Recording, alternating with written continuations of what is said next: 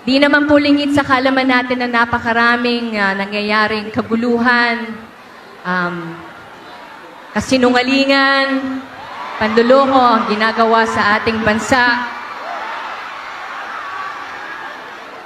Let us all be reminded na kayo, I don't want to put the pressure on you, ang ating mga kabataan, kayo ang pag-asa ng ating bansa, ng ating bayan. One day, kayo ang magbabago ng bulok na sistema ng bansang ito. Huwag kayong mawala ng pag-asa, huwag tayo mawalan ng pag-asa, kumapit tayo sa hope at magtiwala.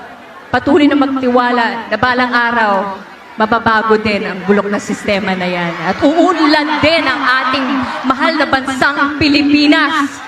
Hindi na natin kailangan umalis ng bansa para makapaghanap ng magandang trabaho dahil nandito na lahat ng oportunidad. Patuloy natin ipagdasal ang ating bansa.